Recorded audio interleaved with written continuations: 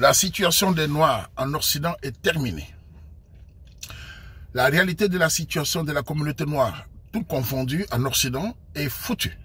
Pourquoi je sors cette phrase? C'est-à-dire c'est une phrase de choc, mais une phrase aussi qui décrit une certaine réalité.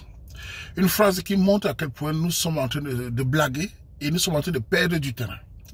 Je suis le Waman. Comme je dis toujours, ça fait quelques années sur la toile. Il m'arrive parfois de blaguer, de faire des vidéos de production, mais il m'arrive aussi de penser. Aujourd'hui, nous sommes jeudi 10 octobre, il est 5h40.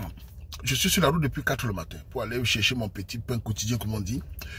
Et il m'arrive parfois sur l'autoroute de réfléchir, au-delà des blagues, de me poser la question, comment se fait-il que nous sommes dans cette situation, on ne se réveille pas?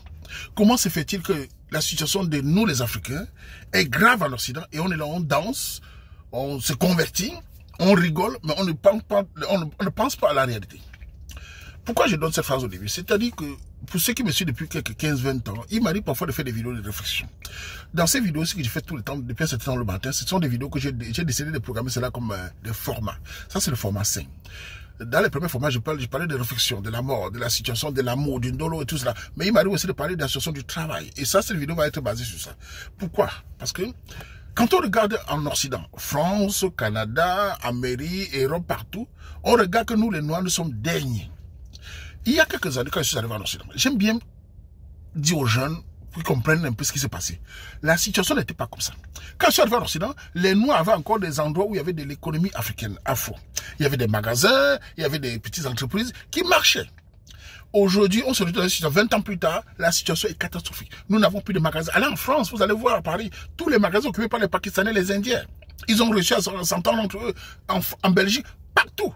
Et encore le plus grave, je le dis depuis quelques 5-6 ans, sur la situation du boulot. Nous les Noirs, allons-nous rester des gens qui marchent avec des CV? Allons-nous rester des sous-fifres? Nous n'avons pas d'économie réelle. Pourquoi? Quand on regarde, je me rappelle une fois, je parlais des vidéos, du boulot comme le nettoyage. Parlons du nettoyage. Vous savez, quand vous voyez la situation des gens les sociétés de nettoyage, les sociétés de transport, les gens qui conduisent les métros, les trains, par exemple en Belgique, il y a très peu de Noirs. Toutes les sociétés de nettoyage qui permettaient aux femmes africaines, aux mamans africaines de travailler ont été recueillies par des étrangers. Indiens, Pakistanais, etc. Ils ont su s'organiser et ils ne recrutent que la leur.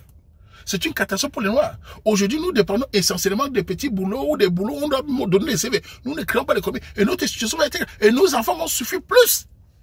Dans tous les pays, ce que les Noirs font, ce que nous faisons, c'est essentiellement des conversions. Les Noirs se convertissent à gauche, à droite, et ils se passent le temps à danser, et ils ne créent pas d'économie. Parce que nous avons une situation où on ne s'entend pas. Nous sommes déjà divisés de manière de pays, divisés de religions, divisés de tribus, divisés on est tellement divisés que ça nous crée une situation où les Pakistanais, les Indiens, eux, ils s'entendent, ils achètent des entreprises, et ils reculent à l'heure. Ils sont partout. Tant mieux pour eux. Mais nous, vous avez une situation. Vous avez, il y a un premier ministre anglais là, que j'ai vu son nom, il s'appelait quoi? C'est indien pakistanais.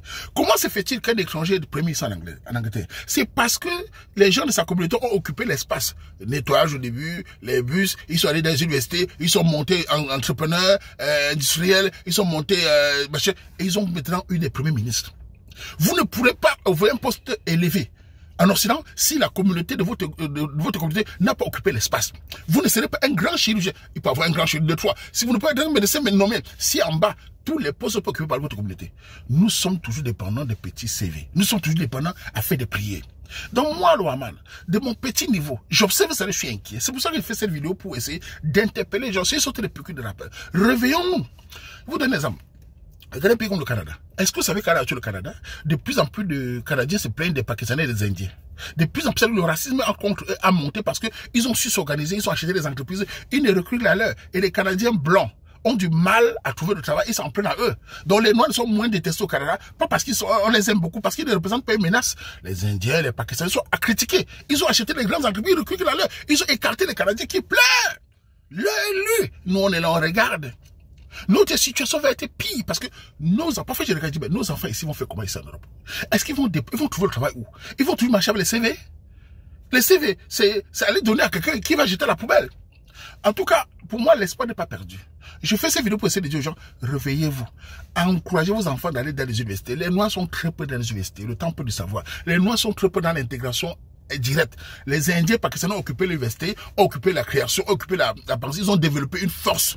Nous, on est essentiellement dans les convictions, dans la danse. Est-ce que vous savez que la communauté, nous, est la communauté qui produit le plus de femmes fortes? Nous sommes la communauté où on parle de mon amour de mariage, où les divorces sont les plus exposés. Nous sommes la communauté où les femmes se revendiquent, femmes fortes et indépendantes. La communauté noire, allez partout, vous allez voir, dans les en dehors des Européens, les mouvements où on parle de femmes fortes, c'est des femmes noires. Elles sont là, elles bavardent, mais elles ne représentent pas économiquement rien du tout. Même les Pérus, c'est les Indiens qui les vendent cela. Nous avons tout perdu. Et pour les hommes, beaucoup d'hommes sont les plus grands créateurs de conviction. Les plus grands, vous les voyez, on est les créateurs, on est les pasteurs, on est ceci, cela. Ils sont dans les costas, ils ne produisent uniquement rien du tout. Pousser les jeunes à se convertir, les abrutis en plus. Nous nous convertissons dans les choses qui ne nous apportent rien. Au lieu de se convertir dans le travail, nous allons nous convertir dans les croyances des autres, qui eux ne vous recrutent pas dans les entreprises. Ils vous excluent. C'est grave pour nous. Moi, je pense que, au-delà de tout, je peux encore donner l'espoir en disant aux Camerounais. Aux Camerounais, travaillez plus, Camerounais. Sortez à 4 h le matin, bossez, créez vos petites entreprises, poussez vos enfants à aller à l'école. Et soudez la famille, parce que s'il n'y a pas de famille, on est foutu. La situation de nous est encore à cause des divorces. Il faut dire la vérité. Il faut que les hommes et les femmes s'entendent. Dans un mariage, ce n'est pas évident. Vous devez laisser le féminisme. Vous devez laisser le gigolisme. Vous devez laisser les trucs de « je suis fort pour penser, pour monter. » Vous devez penser au travail et pousser vos enfants de faire des universités et réfléchir. L'instruction. Si nous n'avons pas eu la chance d'aller loin dans les études, nos enfants doivent aller loin pour qu'on parle de décisions comme les Indiens et les Pakistanais, créer des technologies. C'est à nous, hommes et femmes africaines, de bosser, de souder la famille pour pousser nos enfants d'aller loin. C'est sacrifier pour nos enfants. Je ne sais pas pourquoi certains noirs n'aiment pas se sacrifier pour les enfants. Et ils vivent comme si après eux, c'est le déluge. Ils ne se disent pas, je suis un père, je suis une mère, je dois travailler pour que mes enfants ne souffrent pas comme moi. Je n'ai pas vu que mes enfants souffrent le chaos. Je n'ai pas vu que mes enfants passent tout le temps sur ma CV. Je dois avoir peut-être une maison, un système pour que mes enfants puissent s'en sortir. Bon, il y a des gens qui vont vous dire ici, oui, mais on peut rentrer en Afrique. Tout le monde ne rentrera pas en Afrique. Nous connaissons l'Afrique. Tout le monde ne peut pas rentrer en Afrique. Sur 100 Africains, autour 5 peuvent rentrer. Et d'ailleurs, certains rentrent reviennent. Il faut dire la vérité. Nous connaissons nos pays d'origine. Nous connaissons la situation n'est pas parfaite pour nous. Nous vivons ici, nos enfants sont nés ici. Nous sommes dans un système qui est déjà ici. Parce que quand tu vis ça en Occident, tu as ton enfant ou ta femme, ou vous êtes un couple, ou bien, bref, vous êtes mariés. Vous prenez une maison à crédit. Vous allez rembourser dans 20-25 ans. Donc, tu es là. Il ne faut pas dire, il faut rentrer. Il faut réfléchir comme les Indiens, occuper l'espace, le boulot, la création d'entreprise et laisser les choses futiles. Moi-même, j'aime m'amuser. Moi-même, j'aime rigoler sur la toile. Mais je n'oublie pas l'essentiel. Ma situation. Un homme ou une femme qui ne pense pas, c'est un abruti, c'est un contre, c'est une merde intégrale. On doit penser par la situation. On doit se poser et proposer les solutions. Moi, ma solution au Camerounais, c'est de renforcer la famille. C'est de réfléchir l'essentiel, copier la technologie et non la culture occidentale. Et surtout réfléchir à comment développer l'économie chez eux. Je précise que les Noirs ne subissent plus le racisme comme avant. Les Noirs en Europe partout sont tolérés. Vous pouvez passer tolérant et occuper l'espace des boulots. Ne pas être des chômeurs, des dépendants de social. Pousser la réflexion. Aujourd'hui, il y a des communautés qui ont pu détester que les Noirs. Vous le savez très bien. Profitez de cela. Mais eux, ils s'organisent. Et vous êtes là, vous vous convertissez. Je dis tout convertir parce que c'est le plus grand drame du peuple africain. Se convertir et ne pas se convertir au travail. Se convertir et ne pas se convertir dans les universités. Se convertir et ne pas se convertir dans l'important, l'impact direct, l'économie. Se convertir et ne pas penser dans 20-30 ans pour nos enfants. Ce n'est pas une bonne chose. Vous devez pousser par votre réflexion. Une personne lucide, c'est une personne qui réfléchit. Une personne qui pense par lui, mais c'est une personne qui voit loin. Si vous ne le faites pas, nous allons être vus comme des gens qui dansent, qui s'amusent, qui sapent les sapeurs, qui portent les costards, qui ne produisent, qui n'ont pas d'économie réelle. Et moi, à mon modeste niveau, en tant que petit jongleur, battant, je pense en me disant, il faut réfléchir pour nos enfants. Il faut créer une situation des enfants auront au moins où s'appuyer. Sinon, dans 20-30 ans, nous allons être des larves. D'ailleurs, même dans l'infirmerie qu'on parle. La situation de l'infirmerie est très claire partout. Hein. De plus en plus des étrangers, comme nous, occupent l'espace, ils apprennent le français, ils vont bientôt devenir des médecins. Nous serons là. Quand dès qu'un noir monte quelque part, certains noirs demandent d'abord, il est de quel pays? Après on dit, il est de quelle religion? Il est de quelle tribu? On le casse. On crée des choses entre nous, ça nous tue. Moi j'appelle les Camerounais, j'ai dit aux Camerounais, vous n'êtes pas obligés de vous aimer, vous les Camerounais. Vous n'êtes pas obligé de vous apprécier, mais vous pouvez au moins vous laisser tranquille. Vous pouvez ne pas vous noquer. Tu vois un Camerounais, même s'il n'est pas de ton village, même s'il n'est pas de ta religion, tu sais qu'il est Camerounais, tu le pousses seulement sans le noquer. Tu le laisses. Vous n'êtes pas obligé de vous aimer. Mais au moins soudez-vous pour nos enfants. Si vous ne le faites pas, Regardez les Indiens, les Pakistanais. Au Canada à l'actuel, ils sont bas parce qu'ils boivent les beurres. Ils ont créé des entreprises. Ils sont en train, ils ont acheté des entreprises. Et ils reculent à l'heure. Beaucoup de Québécois bavards, beaucoup de Canadiens se disent, mais putain, ça va pas. Mais nous, on est là. Qu'est-ce qu'on fait? On danse. On sort les femmes fortes. On sort les enfants. Les hommes qui, dès qu'il a un petit poste, il part avec son mangala partout. Et il commence à dire, je vais mbiner à tout le monde. Les femmes, c'est la catastrophe pour le peuple noir. Comment allons-nous faire? Mes frères africains. Je sais que c'est difficile pour nous. Je sais que la situation est très grave. Mais il faut réfléchir maintenant. Il faut réfléchir comment faire à vos enfants, à vos familles. Souder la famille. Envoyer les enfants dans les universités.